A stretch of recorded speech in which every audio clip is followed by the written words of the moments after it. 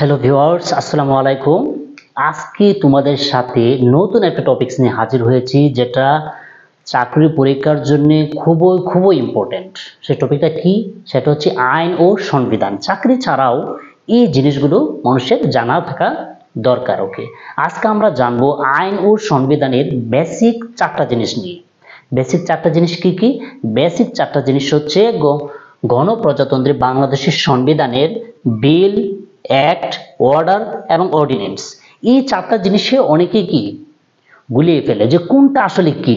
আর এই চারটা জিনিসের বেসিক আসলে আমরা ক্লিয়ার করব আজকে। ওকে, প্রথমে আসতেছি আমরা বিল কি।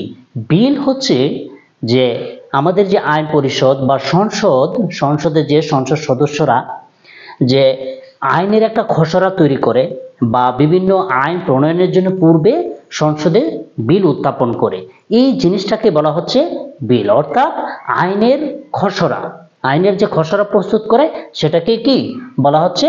কি বিল। অর্থাৎ সংক্ষেপে যদি আমরা বলি যে বিল কি, বিল হচ্ছে আইনের খসড়া রূপ, যে প্রাথমিক যে আইন তৈরি করে পূর্বে যে কাজগুলো করা হয় সেটাই হচ্ছে মূলত একটা বিল। বিল হচ্ছে দুই ধরনের হয়ে থাকে, একটা সরকারি বিল আর একটা হচ্ছে বেসরকারি বিল। সরকারি বিল কি? সরকারি বিলটা হচ্ছে সংসদে বা আইন পরিষদে যখন মন্ত্রীরা কোনো বিল উত্থাপন করে তখন সেটাকে আসলে সরকারি বিল বলা হয়। আবার কোন সংসদ সদস্য, মন্ত্রী না বা এমপি, মেম্বার অফ পার্লামেন্ট, কোনো সংসদ সদস্য যদি কোনো বিল উত্থাপন করে তখন সেটাকে বলা হচ্ছে বেসরকারি বিল। ওকে, অ্যাক্ট। তাহলে অ্যাক্ট কি? অ্যাক্ট হচ্ছে এই বিলটা যখন সংসদে পাশ হয় তখন সেটাকে আমরা অ্যাক্ট বা আইন হিসাবে সেটাকে আমরা ধরে নেই। অর্ডার কি তাহলে? অর্ডার হচ্ছে যে বাংলাদেশ স্বাধীন হয়েছে 1971 সালের 16 ডিসেম্বর। এই যে 1971 সালের 16 ডিসেম্বর পর থেকে বাংলাদেশ একটা অস্থায়ী সংবিধান আদেশ জারি করে।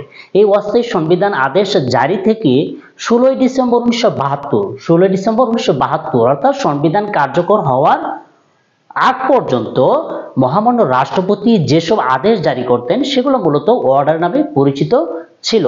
বর্তমানেও আমরা দেখব যে মহামান্য রাষ্ট্রপতি বিভিন্ন গেজেট যখন প্রকাশ করে তখন মহামান্য রাষ্ট্রপতির একটা আদেশ থাকে, সেগুলোকে অর্ডার নামে অভিহিত করা হয়ে থাকে। অর্ডিন্যান্সটা কি?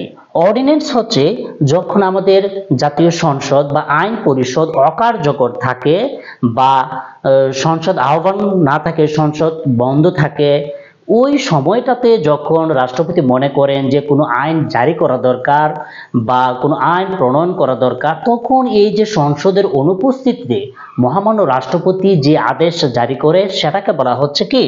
অর্ডিন্যান্স।